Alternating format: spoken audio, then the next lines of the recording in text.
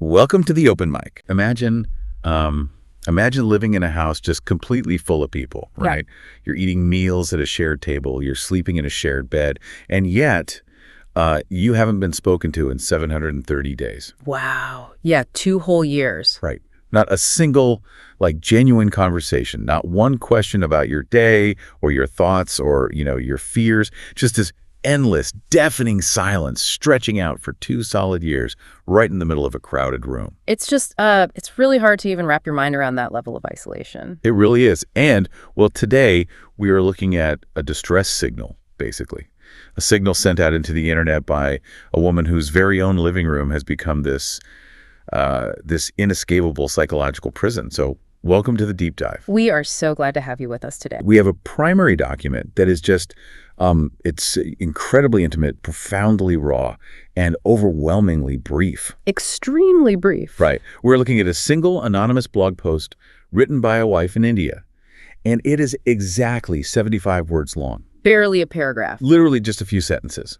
Yet the sheer gravity of what is compressed into those few words is just staggering. It really is. And, our mission today is to carefully decode this incredibly dense primary document. We need to look way, way beyond the surface of what seems like, at first glance, like just a simple everyday cry for help on a random forum. Right, because it's so much more than that. Exactly. What we actually have here is this complex, overlapping matrix of systemic failure. I mean, we are going to analyze the mechanics of severe domestic strain, the psychology of profound emotional starvation. Which is such a heavy concept on its own. Oh, completely.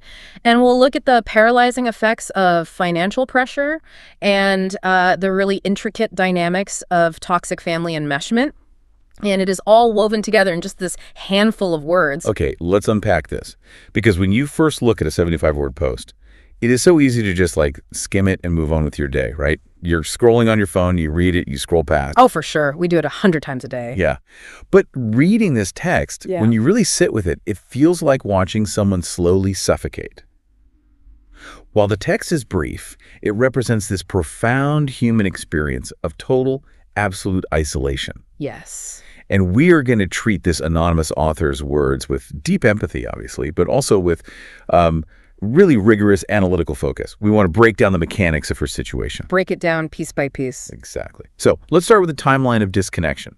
The very first thing she establishes is the duration of this silence. She writes, and I quote, "My husband does not talk to me properly since 2 years of marriage." Yeah, we have to pause there. We have to actually conceptualize that expanse of time. 2 whole years. Right.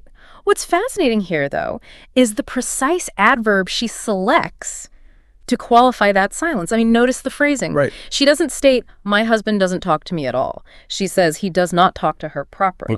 Yeah. That single word provides a truly massive amount of diagnostic information about the ecosystem of this marriage. It indicates a baseline of communication that has been systematically dismantled. Okay, wait. Let me push back on that interpretation for a second, though. Are we completely sure this is a deliberate dismantling? What do you mean?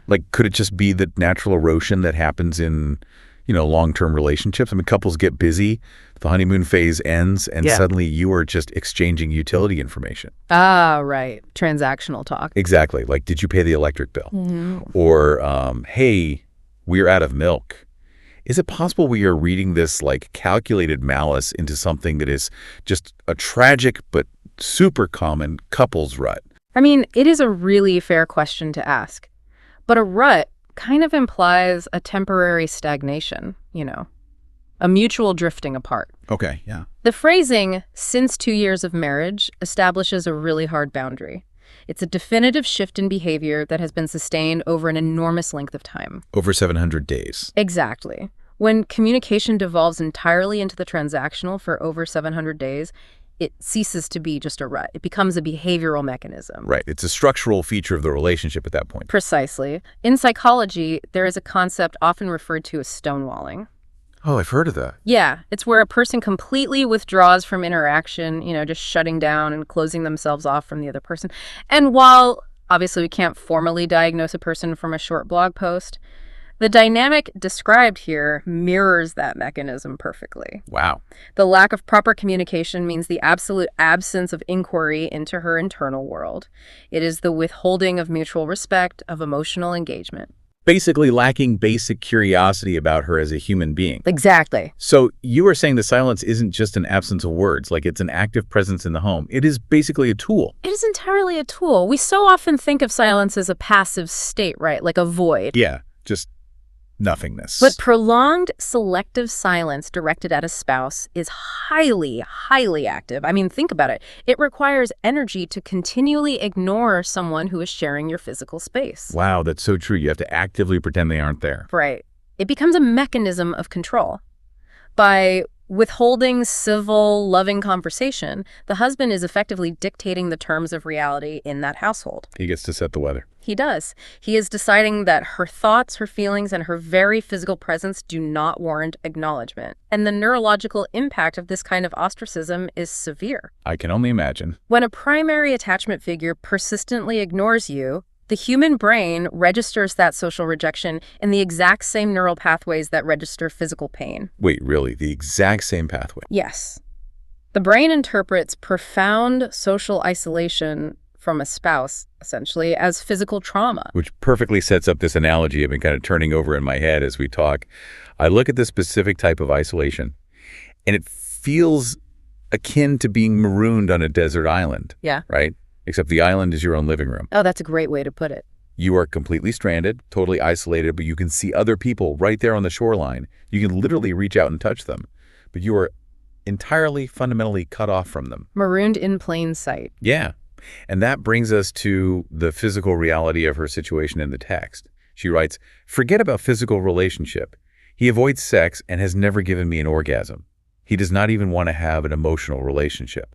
That sentence is just incredibly dense. It is. Yeah. So I want to ask you, how does her explicit mention of lacking both physical and emotional intimacy paint a picture of total marital abandonment, rather than just like a dry spell? Well, we have to analyze the order of operations in her statement. She actually leads with the physical, but she uses it to emphasize the emotional void. Like, forget about physical relationships, she said. Right. She acknowledges the death of the physical connection, but she frames it as secondary to the emotional death. To answer your question about total abandonment, we need to really look at the mechanics of intimacy. Oh. Physical intimacy fundamentally requires a lowering of defenses. It requires a baseline willingness to be seen, to be vulnerable, and to prioritize the shared experience of another person. It requires presence. Exactly. When she says he avoids sex, it describes a man who is actively turning his back, He's reinforcing the walls of that living room desert island you just mentioned. I want to hold on that detail, though, because she is incredibly candid here. Yeah. She states he has never given me an orgasm. Yeah, that is a striking inclusion. It really is. That goes way beyond just avoiding intimacy. Yeah. It speaks to the quality of the intimacy when it actually did happen in the past. Right. It suggests that on the rare occasions they were physical, it was entirely devoid of mutuality. Or any care for her experience. Right. It was just completely one-sided. It points directly to an instrumental view of the relationship. I mean, if physical intimacy occurs, but it systematically excludes the pleasure or the comfort or the needs of one partner, it treats that partner as a biological utility rather than, a human equivalent. That is so bleak. It is. And this is exactly why she pivots so sharply to the emotional void.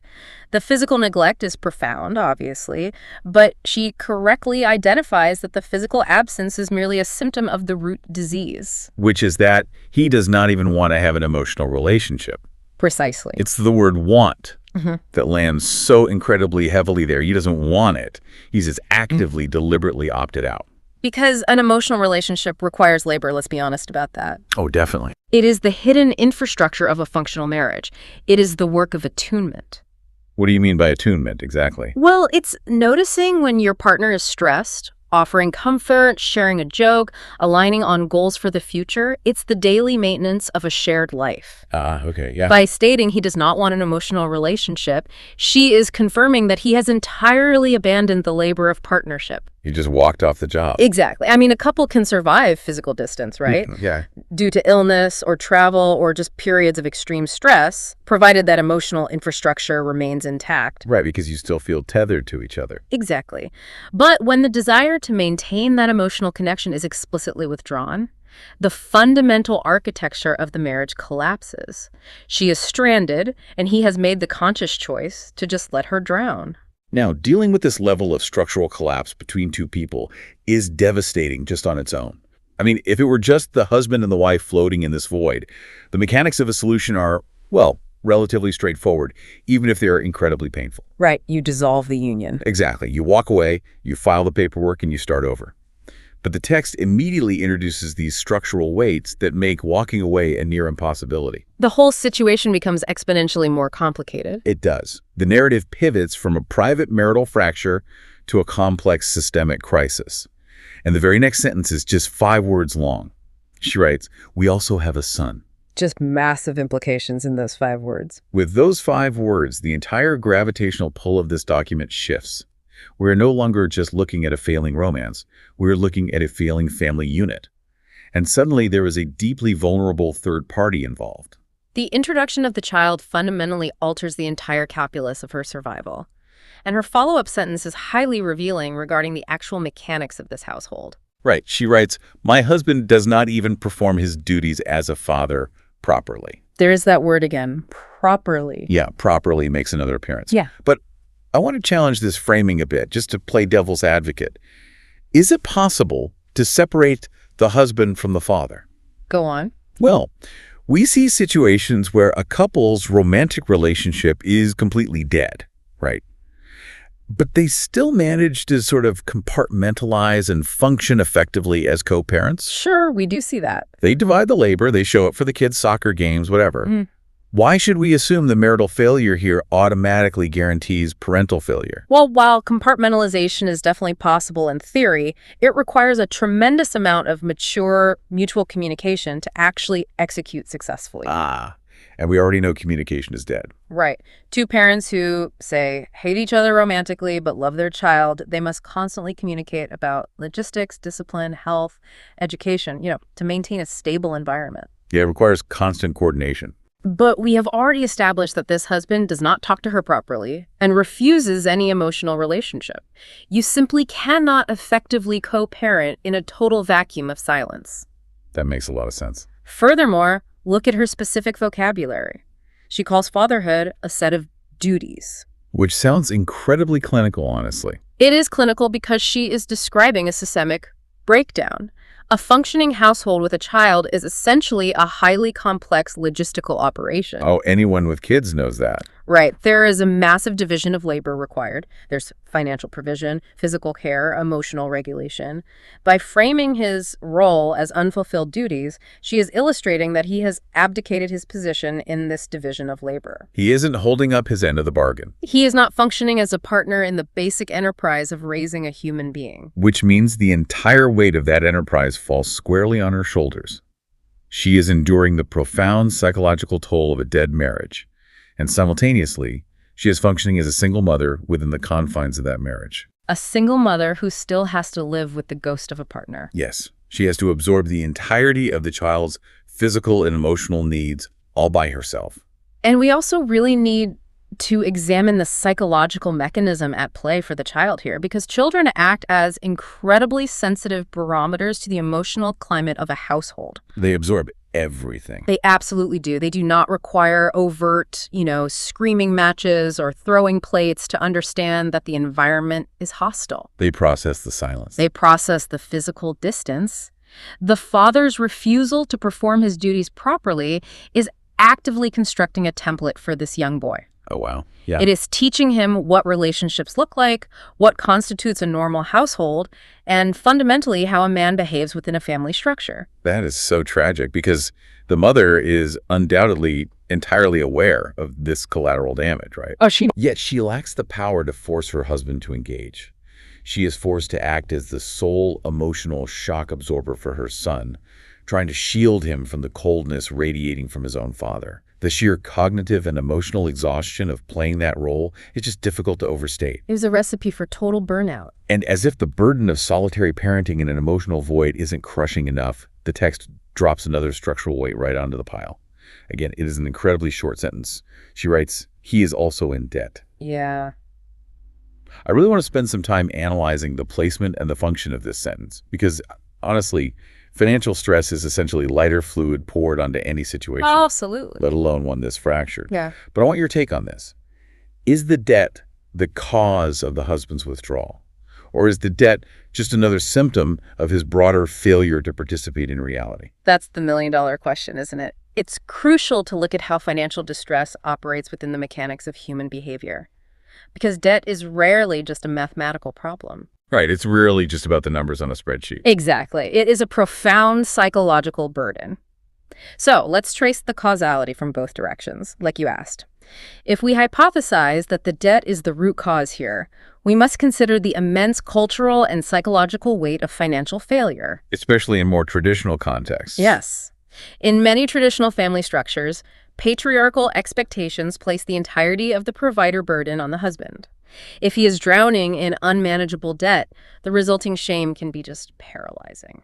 So you're saying instead of communicating that failure and, seeking help from his wife, his nervous system basically initiates a total shutdown. Exactly.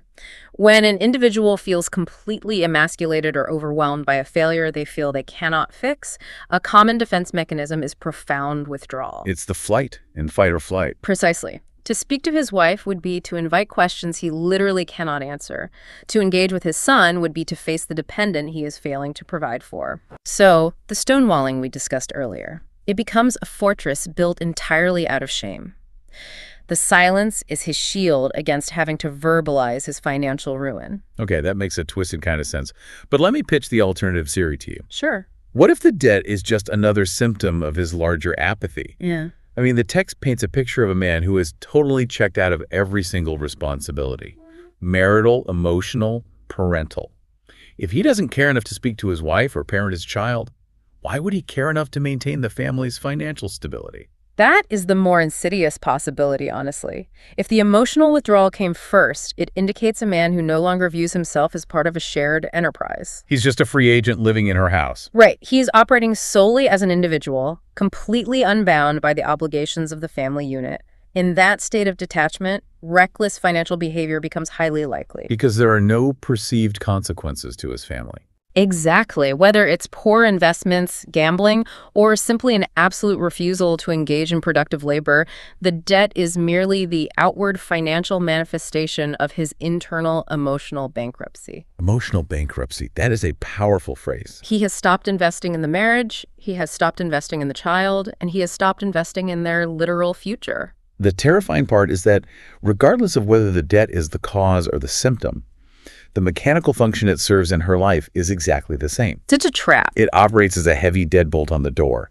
It completely removes her options. We talked earlier about how you can't just walk away when there is a child involved. Right. But when you add severe financial liability to the mix, walking away moves from difficult to logistically impossible. How does someone pack their bags and start over when there are zero resources and they are legally or culturally tethered to a sinking ship? You can't. You're stuck. The debt creates a closed ecological loop. The toxicity has nowhere to vent because the financial walls prevent any escape. Every single time she might gather the emotional strength to maybe address the isolation, she is immediately confronted with the absolute terror of basic survival. It's the architecture of a perfect trap. It forces her to endure an environment of profound emotional starvation simply because the financial reality of leaving is entirely untenable. Okay, so when a human being is trapped in a fractured marriage, terrified for their child, and suffocating under the weight of debt, they desperately need a support system. We all need a release valve. A pressure valve, exactly. Yeah. A normal response to this level of chronic stress is to seek a safe harbor. Family members, friends, just a physical space where they can let their guard down and recover for a minute. Somewhere to just breathe. But as we move into the third section of her post, the true horror of her situation really comes into focus, because her immediate environment provides the exact opposite of a safe harbor. The external support system isn't just absent, it is actively, aggressively hostile. And we really have to analyze the specific sociology of her living situation here. The text strongly implies a multi-generational living arrangement. Which is very common. Very common in India, yes, the joint family structure. And this structure, when it works, can provide immense support. You have shared resources, built-in childcare, a sense of community. It can be beautiful. It can. But when the family dynamics are toxic, the joint family structure becomes an inescapable pressure cooker. And she introduces the matriarch of this structure first. She writes, "My mother-in-law always fights with me." I want to focus on that single word, always. It's a crucial word. She doesn't say they have disagreements. She doesn't say there is occasional tension over, household chores. She says her mother-in-law always fights with her. The absolute nature of the word always is a critical diagnostic marker. It indicates a home environment that is completely devoid of a neutral zone. No peace treaty. There is no baseline of peace at all. We need to look at the biological toll of this dynamic. Earlier, we discussed the husband's silence as a form of sensory deprivation, right? Right. Well, the mother-in-law represents the exact opposite extreme: sensory and emotional overload. If the mother-in-law is perpetually combative, the author's nervous system is locked into a chronic state of fight or flight. Constantly on edge. Cortisol levels remain perpetually elevated. The kitchen is a battleground. The living room is a battleground. She is under constant verbal and emotional assault in the very physical space where she is supposed to rest, recover, and raise her child. And what's the husband doing during all of this? I mean, we know he isn't speaking to her, so he certainly isn't defending her. No, of course not. And his silence functions as complicity. By doing nothing, he's taking a side. Exactly. In a highly enmeshed family structure, the husband's failure to establish boundaries with his own mother leaves his wife entirely exposed. She has no human shield. By remaining passive, he is actively endorsing the mother-in-law's aggression. The author is made the designated scapegoat of the household. She is absorbing the hostility of the older generation while being entirely abandoned by her own generation. It's a complete lack of sanctuary. Yeah. But then she introduces the sister-in-law. And I have to say, of all the deeply concerning elements in this short post, the details regarding the sister-in-law are the most highly specific and, frankly, the most psychologically invasive. They really are. The post suddenly shifts from broad statements about neglect and arguing to a very precise description of psychological warfare. It details a textbook example of severe boundary violation. Here's where it gets really interesting to me. She writes, "My sister-in-law is jealous of my beauty and wears my sari and salwar kurti without my permission, which makes me feel bad." Yeah. Now, a casual reader might see that and think, okay, sisters-in-law bickering over clothes. That seems petty compared to the crushing debt and the silent husband. It sounds trivial if you don't look closer. Right. But if you actually contextualize this within the matrix we just built, this isn't about borrowing a sweater. I look at this and I see a hostile corporate takeover of this woman's identity. A hostile takeover. I like that. Think about it. You are emotionally starved. Your husband ignores your existence. Your mother-in-law treats you with constant hostility. You have zero power over your finances or your living situation. And then the sister-in-law literally takes your clothes, the physical items that cover your body, the garments that represent your personal taste and physical boundary, and she wears them without your consent. It is profound. It's a complete consumption of her physical space and identity. That concept of a hostile takeover of identity is highly, highly accurate. We need to dissect the mechanics of what the sister-in-law is actually accomplishing here. The author explicitly identifies the psychological driver: jealous of my beauty. Envy. Yes. The sister-in-law is harboring deep-seated envy regarding the author's physical appearance. And envy is a naturally destructive emotion. It seeks to diminish the target. So it's not a compliment, it's an attack. Exactly. Therefore, the theft of the clothing is not a matter of convenience. It's not, oh, my clothes are dirty, let me grab yours. It is a calculated act of aggression designed to strip the author of the one attribute the sister-in-law covets. Right, it's a zero-sum game. If I can't naturally possess your beauty, I will literally commandeer the garments that adorn it to assert dominance over it. And, we also have to look at the cultural and symbolic weight of the clothing mentioned. A sari and a salwar kurti are not generic utilitarian uniforms. They're not just like sweatpants. No, they are deeply personal garments, often chosen with significant care, reflecting the wearer's cultural background, personal aesthetic, and physical form. A sari in particular is an intimate garment that drapes directly around the contours of the body. It literally shapes to you. It carries the physical impression of the person who wears it. So for the sister-in-law to systematically take these specific items without permission is a visceral daily violation of the author's bodily autonomy. Wow. It is the sister-in-law crossing the absolute final boundary. The author does not own her finances, she does not own her marriage, she does not own the peace of her household, and now she does not even own the clothes on her back. Imagine the absolute helplessness of that daily reality. You wake up in a home where your husband won't even look at you. You walk out of your bedroom, your mother-in-law immediately initiates a fight. And then you look across the room and see your sister-in-law parading around in your favorite sari. It's dizzying. And there is nothing you can do. Yeah. If you complain, the mother-in-law attacks you further. If you demand your husband intervene, you are met with a brick wall of silence. You just have to stand there and watch someone else wear your skin, essentially. It is a deliberate visual reinforcement of her utter powerlessness within the family hierarchy. It serves to constantly remind her that she possesses zero agency in that environment. Yeah. And this profound powerlessness is perfectly encapsulated in the author's understatement at the end of that sentence, which makes me feel bad. Makes me feel bad. I mean, the understatement is actually chilling when you really think about it. It points directly to her level of psychological depletion. She does not state that the theft enrages her. She does not claim it causes her immense trauma, even though it clearly does. All right, she doesn't use big dramatic words. No, she simply states it makes her feel bad. Her emotional vocabulary has been so suppressed, and her expectations of basic human decency so pulverized by this environment that she can only muster the most rudimentary descriptor for this profound violation. She is just running on empty. She's operating on the absolute fumes of her psychological reserves. So let's pull back and survey the entire architectural blueprint of this trap we've just decoded. It's quite a structure. It's horrifying. This woman is facing a silent, emotionally dead husband who utilizes stonewalling as a weapon. She is functionally a single parent, bearing the entire emotional load of a child in a fractured home. She is tethered to a man drowning in debt, which removes all financial avenues of escape. She is subjected to chronic elevated stress from a combative mother-in-law, and she endures daily invasive psychological warfare and identity theft from an envious sister-in-law. A perfectly sealed web. Exactly. It is an inescapable, perfectly sealed web of misery. Every single interpersonal relationship in her physical proximity is a source of either profound pain or complete, callous neglect. Everything she touches burns her. And after laying out this towering stack of interconnected systemic failures, the text arrives at a final sentence.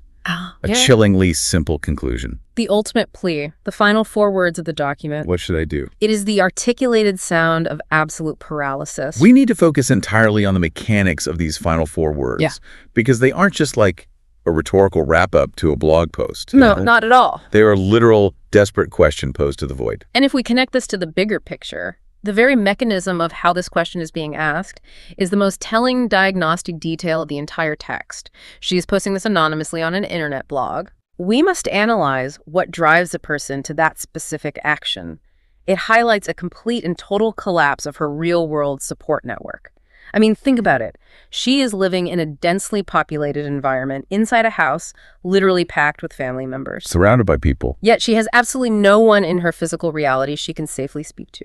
She cannot turn to her husband. He is the primary architect of her isolation. She cannot turn to her in-laws. They are her active antagonists. They're the ones causing the pain. And the anonymity suggests she feels she cannot turn to her own family of origin or local friends, likely due to the intense cultural stigma surrounding marital failure or perhaps the sheer shame of the financial ruin. You really have to wonder what you would do in that situation. When your physical reality has become so suffocating, so utterly devoid of oxygen, that your only remaining outlet for agency, the only place you can exert a microscopic amount of control over your own voice, is to type a distress signal into a digital void. It's heartbreaking. Asking complete strangers, "What should I do?" It perfectly captures the psychological concept of learned helplessness. What happens to the human mind when every single avenue for action in the physical world results in punishment or silence? The mind begins to fracture under the weight of extreme cognitive dissonance. To understand her paralysis, we really have to recognize the conflict occurring internally. Okay, tell me more about that. On one hand, her underlying sense of self knows this environment is deeply wrong. She knows she requires proper communication, mutual intimacy, a functional co-parent, and a home free of daily verbal abuse and boundary violations. Right, she knows she deserves better. The very fact that she documented these grievances proves her perception of reality is still intact. She recognizes the profound injustice of her daily life. But on the other hand, the physical and social reality of her environment demands her complete submission. So she's torn in half. The cognitive dissonance of clearly knowing you are being destroyed, but lacking any physical, financial, or social leverage to halt the destruction, leads directly to the paralysis encapsulated in those final 4 words. What should I do? What should I do is not a request for a simple to-do list.